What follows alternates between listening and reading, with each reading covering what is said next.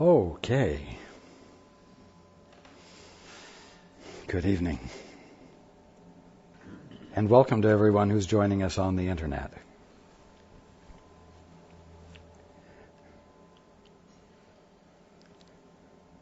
Well, I'm not going to harp indefinitely on the subject of offense and being offended. But I'm going to invite you again during this coming week to pay attention to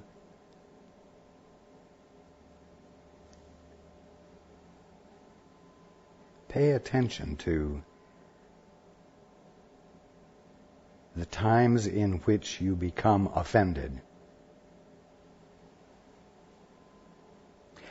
I don't want you to pay attention to what it is you're offended at, but the fact that you're engaging in being offended.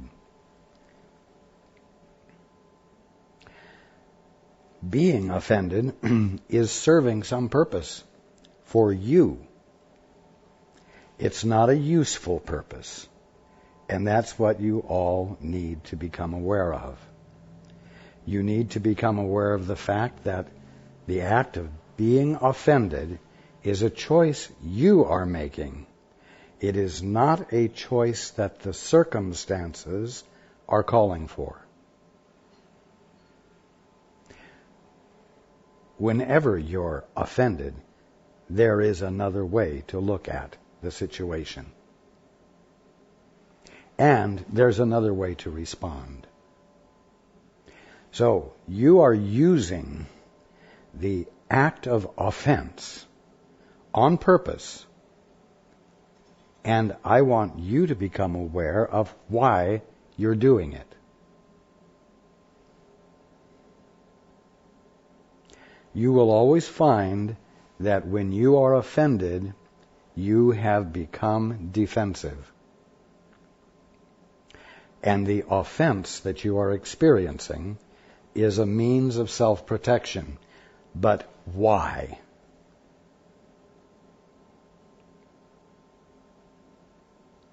The simple fact is that if you indulge in taking offense, you are incapacitating yourself.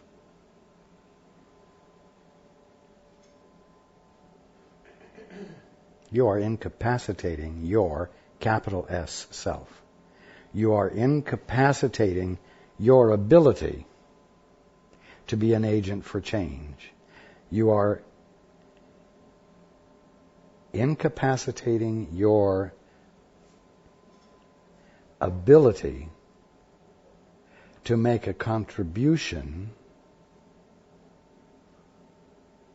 that uncovers God, that uncovers good.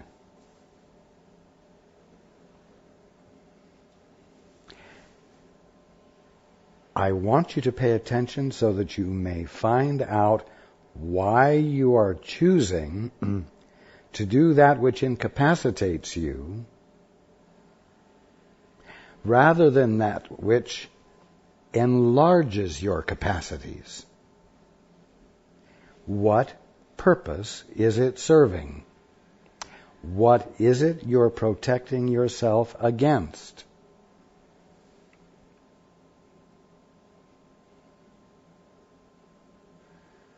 And this is an examination that each of you needs to engage in by yourself, with the greatest degree of honesty that you can bring to bear upon the situation. Why? So that you may find out how stupid you are? No. So that you might understand from an experiential place in you that you don't want to do this anymore because you do not want to be incapacitated. You do not want to become ineffective. And because you want to wake up.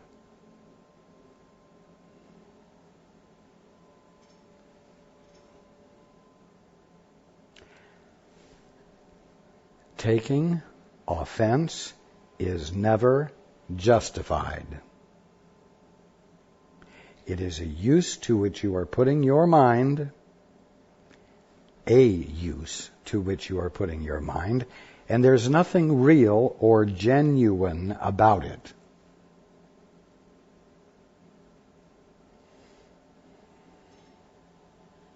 It's so much tinkling brass, even though it feels like you are engaging in something with strength and being a forceful presence. It is nonsense. It is nothingness. Nothing is happening. All the while you're offended.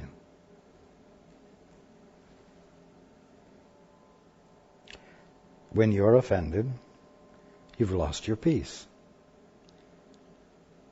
Peace is your most valuable asset.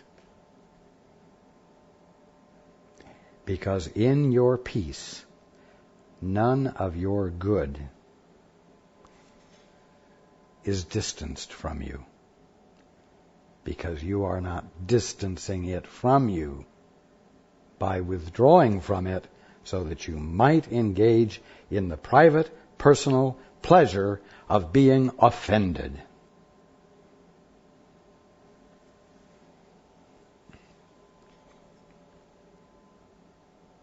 Peace is your most valuable asset. And it's not an asset like an asset that you acquire. It's the fundamental ground of your very being. Peace is that which is utterly natural to you. You can't get rid of it. You can preoccupy yourself with other things, but you cannot get rid of it. And in your willingness to abandon reaction, offendedness of any sort, in your abandonment of that, what is left is the peace that was there all along.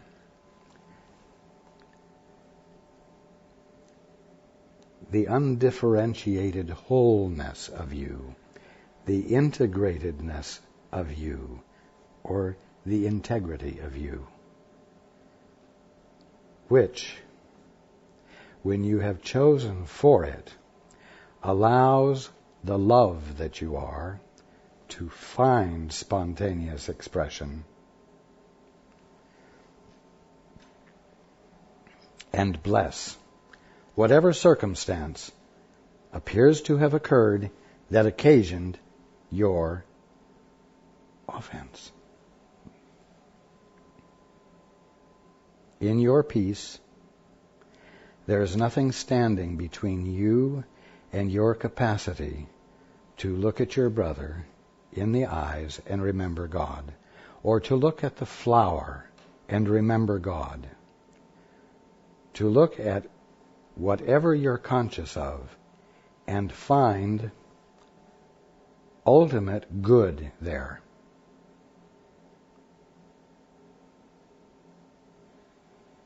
And this is your goal.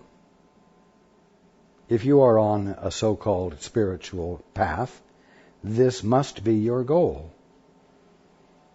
You want to see things truly. You want to experience things as they truly are. You do not want to be befuddled, ignorant, confused. So you've got to stop doing the things that cause befuddledness and confusion. That's all you have to do, is to stop doing those things. You don't have to start doing something radically different from your very nature, or something so radically different that you couldn't possibly achieve it.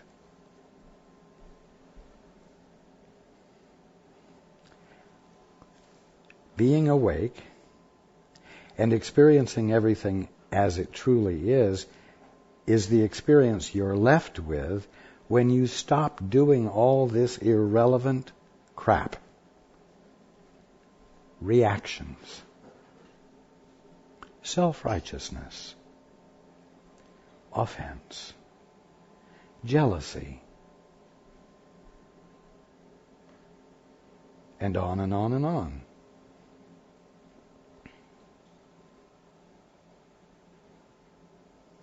So please, for your own enlightenment, pay attention this coming week. Let it be your project to take note of when you are offended. And mostly I want you to start your inquiry about it with the question, in what way is my being offended at this moment serving me? Why am I using this response right now?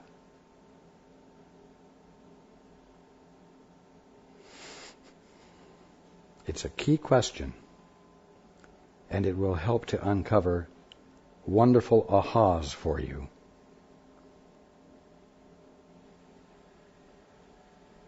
And the reason for engaging in this practice is so that you can more easily set aside the practice of offense in the future, because it's so obvious to you that it is non-productive.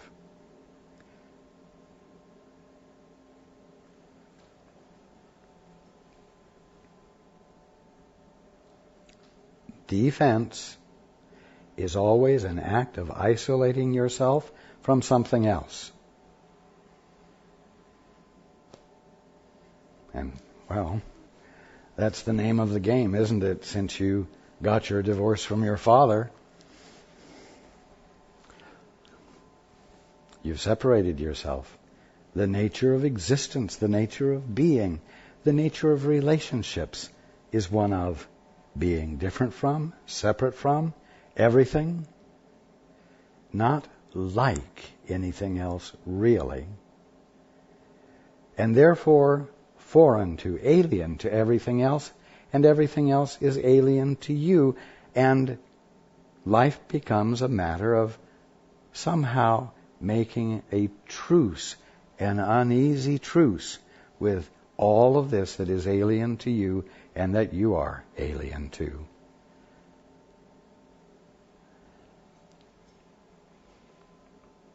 And it's a silly thing to be doing in the middle of the kingdom of heaven with your fellow Christs, your brothers, who are the sons and daughters of God. It's a silly thing. And you can afford to look at it in that light-hearted a way. It's a silly thing to be doing. The only problem is that it seems to have devastating effects on you and on relationships. It turns heaven into hell. All because you're engaging in a silly thing to do.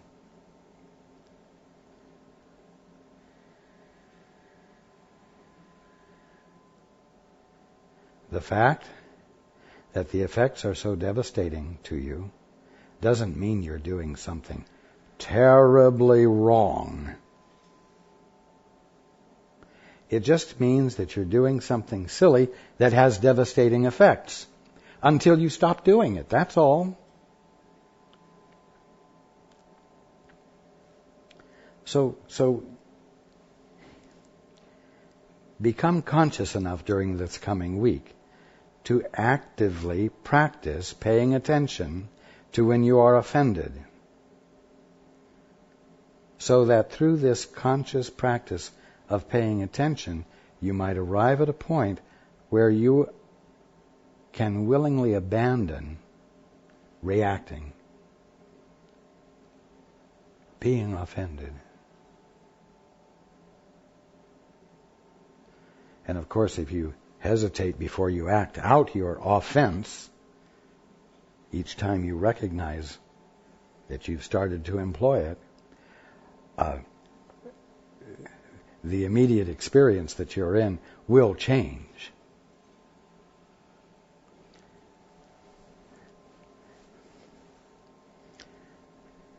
Remember,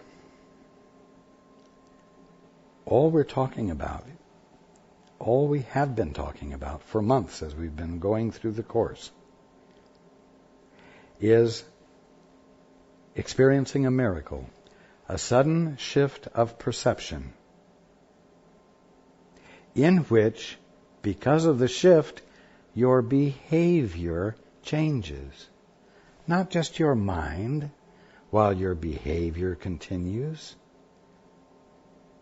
Not where your mind is healed, but your body continues to be sick. Not where you feel love for your fellow man and yet stand offensively against him because his behavior is calling for it.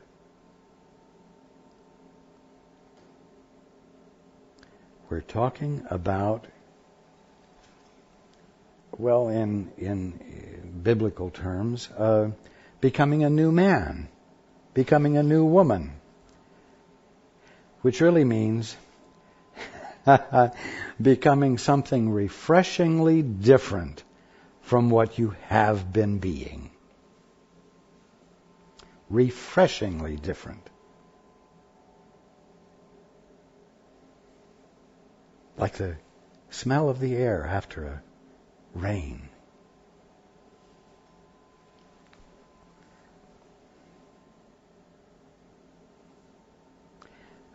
This isn't a head trip. It's about actually being conscious enough to experience a sudden shift of perception and then letting your behavior follow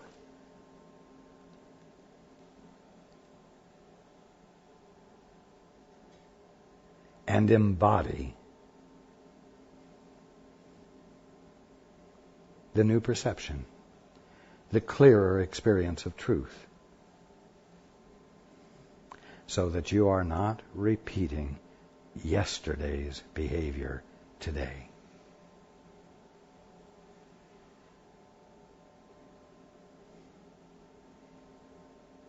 Or your parents' or your grandparents' behavior in your lifetime. We're talking about changing,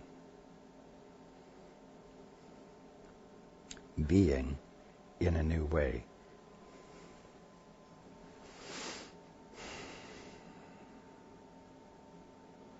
Again, when you find yourself being offended, immediately ask yourself, why am I employing this response? Not, why is he or she making me respond this way? But why am I choosing to respond this way instead of some other way? What selfish motive or purpose is my reacting in this way serving?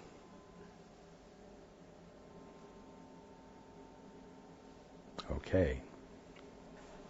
Let's go to the book.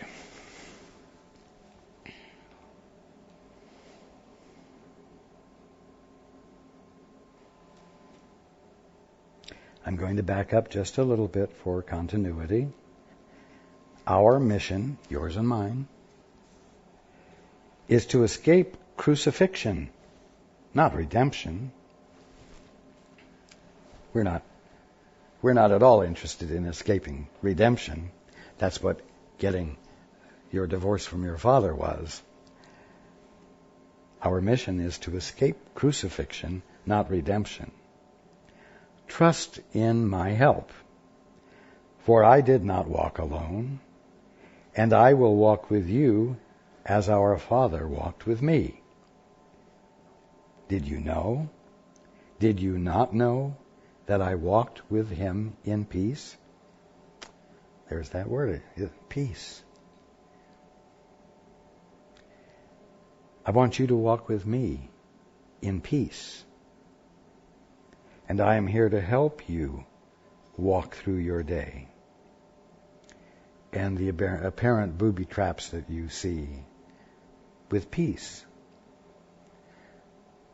so that you find it unnecessary to engage in taking offense. Did you not know that I walked with him in peace? And does not that mean that peace goes with us on the journey? What journey? The journey back to your right mind. Not a journey in time, not a journey back to heaven, but a journey of beginning to behave in a way that is not a constant denial of your right mind and a constant assertion of an imaginary mind that has purposes that you have made up for it.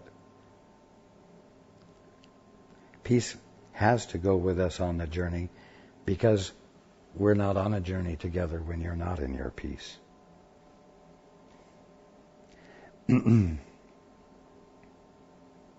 That's how valuable and important your peace is. You're not on a journey at all when you're not choosing for your peace.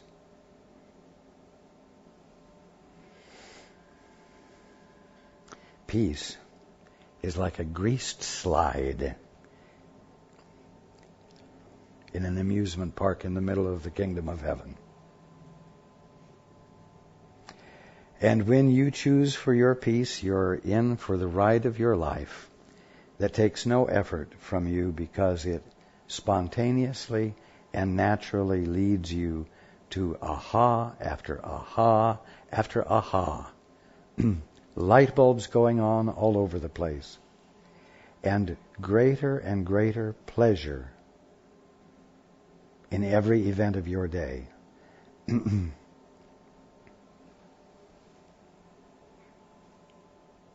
Continuing, there is no fear in perfect love.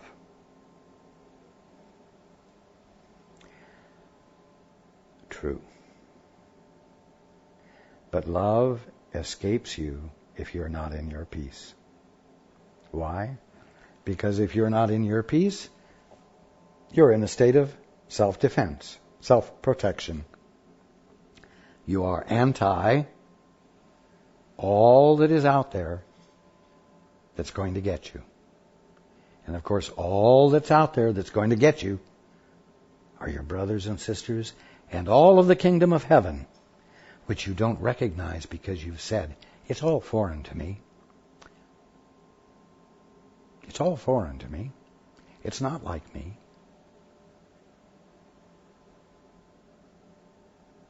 It can't be like me, because if it were like me, I wouldn't be anything in my own right. And life, for me, is about being something in my own right. Well, I will tell you that there can't be one iota of love embodied in you when you're in that frame of mind.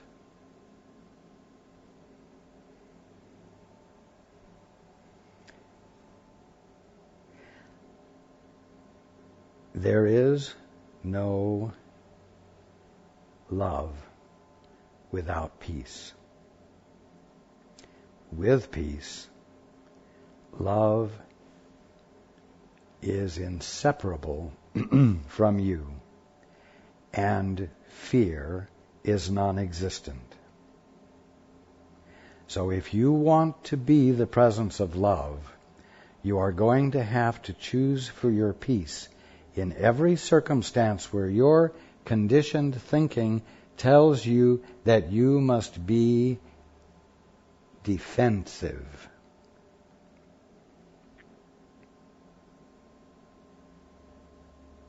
You must begin to devalue defense,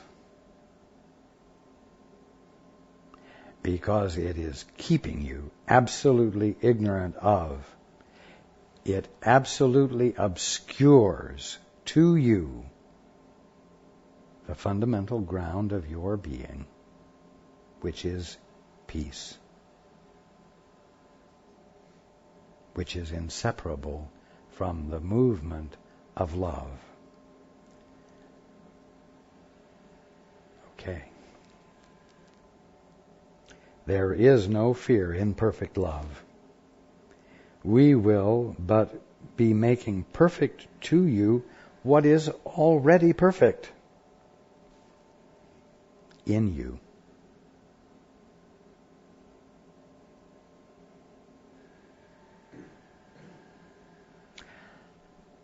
We're going to wholeize you.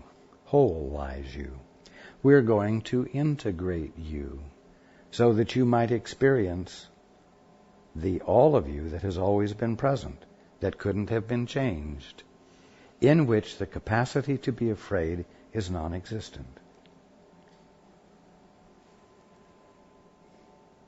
You do not fear the unknown, but the known.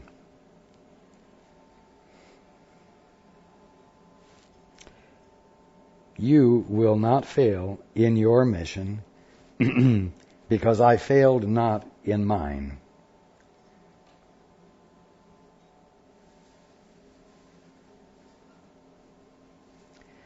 Because I did not fail,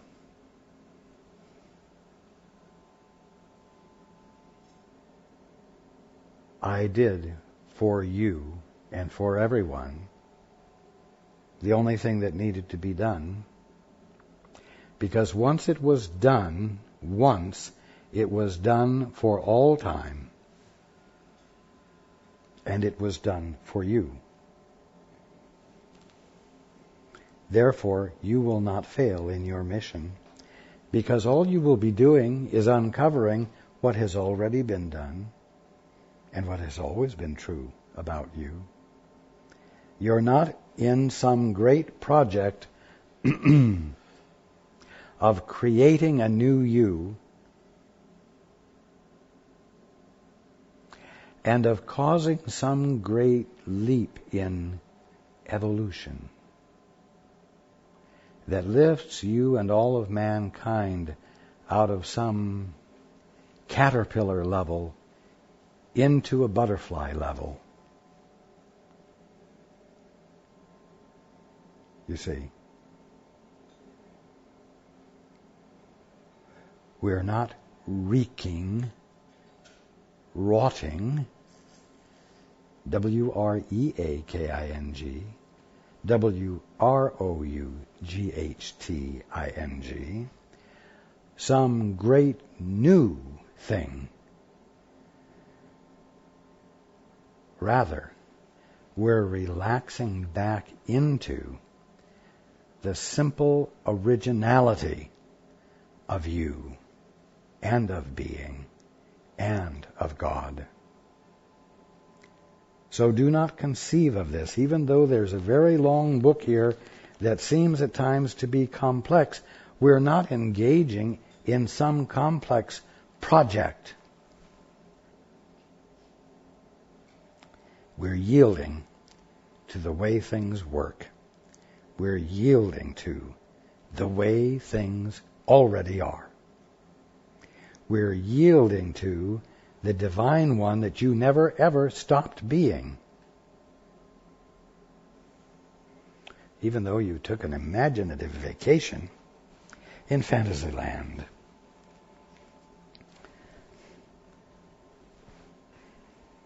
Give me but a little trust in the name of the complete trust I have in you.